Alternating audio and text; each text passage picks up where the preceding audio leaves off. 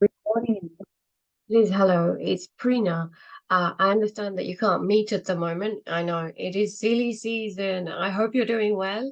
I'm sorry to have missed you in the workshop that I ran, the leadership session for your executive and leadership team.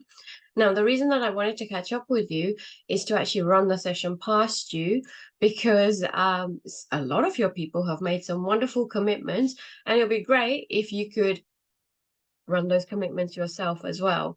So people have got some homework to do if they wish to continue on with it. So I just want to run the presentation past you so you know what I covered so that you can have the right conversations with the people that report to you at the executive team as well. Now, I'm very mindful that this is going to be a short and sweet video.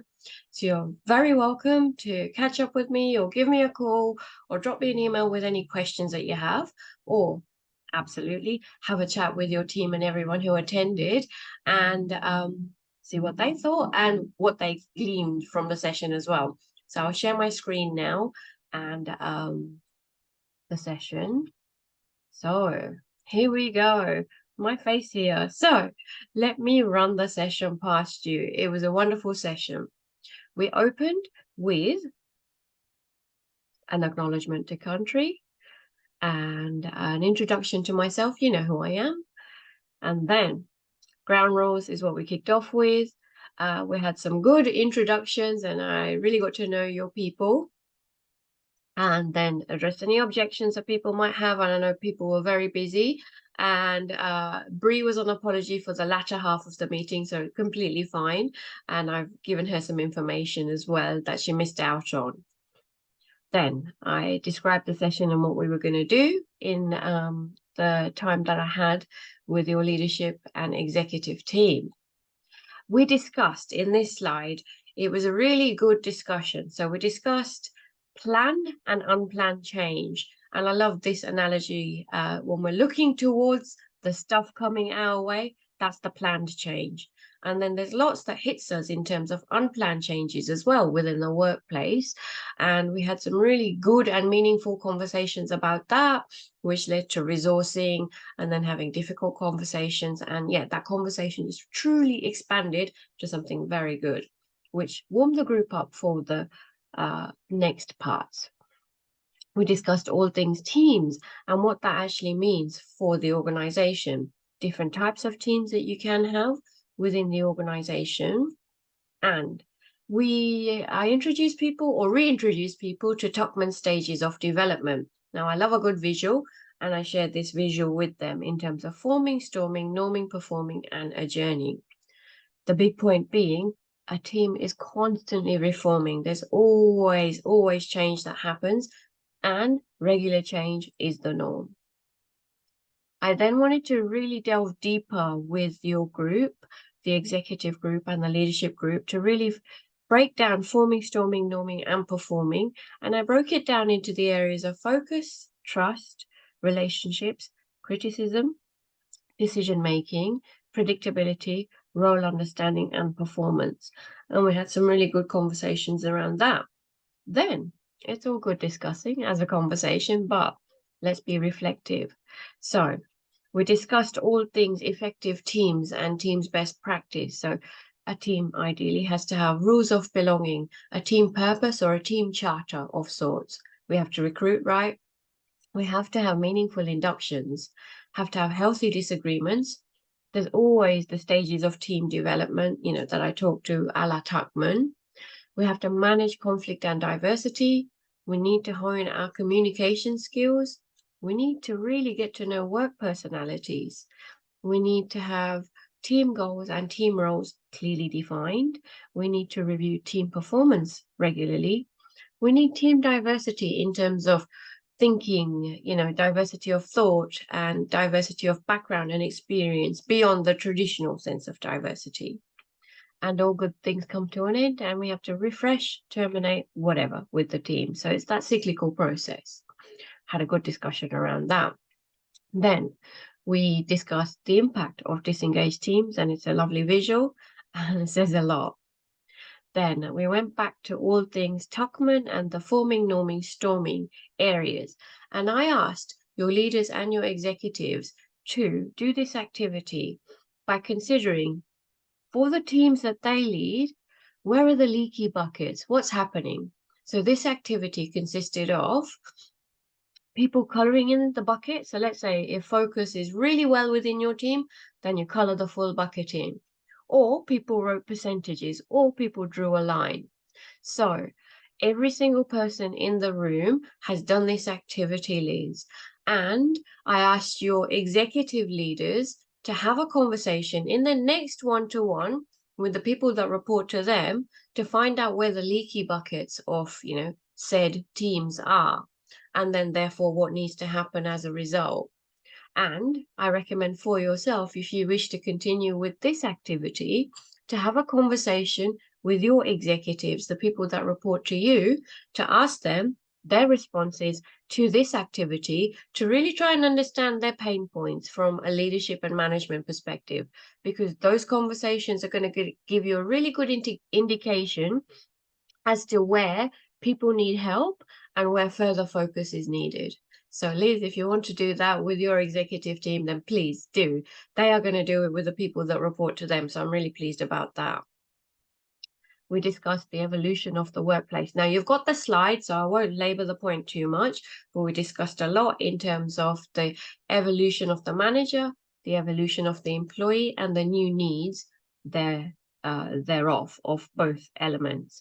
And if we don't keep up with this, it results in people issues, it results in a poor organizational culture, and your organization doesn't keep up with the times. So really good discussions around that were had. So please ask your executives and everybody who attended what they thought and how they're faring in terms of, being the manager that is needed today or being the leader that is needed today. Really good conversations were had there. So this was a slide in relation to, instead of overcomplicating it, your people are the conductor of the orchestra looking inwards, motivating their people, and then externally looking outwards as well. They are motivating and, rah-rahing up their stakeholders, their peers, and they're managing up. So there's a lot that's involved of a leader internally, and then from that external lens, and their professional brand as well. So we talked about that. We then went into a section about emotions and emotions within a workplace, because they are so prevalent, and we're still not talking about this aspect of organizational culture yet, Liz. So we delved into this. I showed a video. I won't show you the video, but what it was a very emotive video, and good and rightly so. And some people did start to cry. And the purpose of this video was to show that emotions are contagious.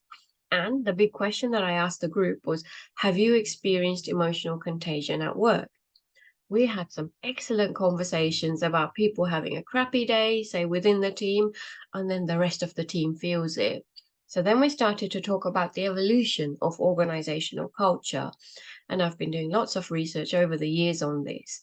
And I talked about the issue with our traditional understanding of organizational cultures being very cognitive, in that a good organizational culture equals good performance, therefore profits. Yeah, that is the traditional sense, very cognitive understanding of our organizational culture.